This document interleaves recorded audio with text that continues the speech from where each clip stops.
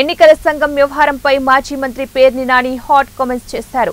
రాష్ట్ర ఎన్నికల నిర్వహణ ముఖ్య అధికారి ఎన్నికల సంఘం వారు కేంద్రం ఒత్తిడికి లొంగి పనిచేస్తున్నారని ఆరోపించారు. టీడీపీ చేస్తున్న తప్పులను ఎత్తి చూపిస్తున్నా వాటిని పట్టించుకోవడం లేదన్నారు. టీడీపీ జనసేన నేతలపై కేసులు పెట్టొద్దని కలెక్టర్లు ఆర్ఓలను బెదిరిస్తున్నారని అన్నారు.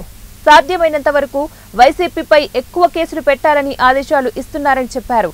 వారిలో ఇతర ప్రాంతాల వారు సైతం ఉన్నారు. చట్టాన్ని మీరి ఎలక్షన్ కమిషనర్ ప్రవర్తిస్తున్నందున ఫైర్ అయ్యారు.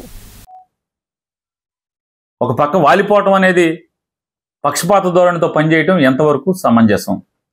అంటే రూల్స్ అమెండ్ చేయలేదు అంటే పీపుల్స్ రిప్రజెంటేషన్ యాక్ట్లో చట్టంలో లేదు, పొందుపరచబడిన రూల్స్లో లేదు. కానీ ఆంధ్రప్రదేశ్ రాష్ట్రానికి ఒక్కదానికే మాత్రం ఈ వెసులుబాటు ఇస్తారు. వెంటనే కోర్టులో ముఖేష్ కుమార్ మీనా ఈ 25వ తారీఖు నేను ఇచ్చినటువంటి సర్క్యులర్ని మెమోని వెనక్కి తీసుకుంటున్నాను తూచి అని చెప్పి అంటాడు. ఇవాళ సాయంత్రం నేను అంటే తప్పు చేశాననే కదా, నేను తప్పు చేశాను, తొందరపాటు పడిపోయాను, వాలిపోయాను, ఒక పక్కకి వెనక్కి తీసుకుంటున్నాను అని చెప్పని కోర్టుకు సబ్మిట్ చేస్తాడు. అందుకోసమే మళ్ళీ వీళ్ళు ఏదో ఒక ఎత్తుగడ రాజకీయాల్లో వైకుంఠపాళిలాగా ఎత్తు లేకుండా ఏదో చదరంగంలాగా ఎన్నికల కమిషన్లో పనిచేసేటువంటి ఉద్యోగస్తులు కూడా ఈ రకంగా చదరంగంలో పావులు కదిపినట్టుగా కదిపే పరిస్థితి లేకుండా మళ్ళీ వెంటనే మాడిఫైడ్ లంచ్ మోషన్ని మేము మాడిఫై చేసుకోవడం జరిగింది. లేళ్ల అప్పిరెడ్డి గారు అనేటువంటి మా రాష్ట్ర ప్రధాన కార్యదర్శి గారు ఈరోజు కోర్టులో మూవ్ చేయడం జరిగింది. అప్పిరెడ్డి గారి యొక్క కోర్టులో మూవ్ చేసిన దాని మీద ఇప్పుడు మళ్ళీ హీరింగ్ జరగబోతోంది.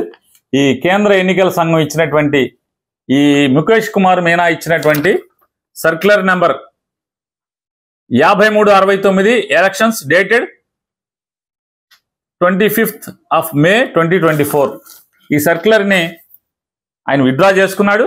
అయినప్పటికీ కూడా కేంద్ర ఎన్నికల సంఘం ఆ సర్క్యులర్ని ఆమోదిస్తూ ఎస్ బేసిక్గా ఉంది, బాగా ఇచ్చామని చెప్పిన ఒక ఆంధ్రప్రదేశ్కి ఇచ్చినటువంటి వెసులుబాటుని ఛాలెంజ్ చేస్తూ ఇప్పుడు కోర్టులో వాదనలు జరుగుతున్నాయి. ఖచ్చితంగా న్యాయం గెలిచి తీరుతుంది.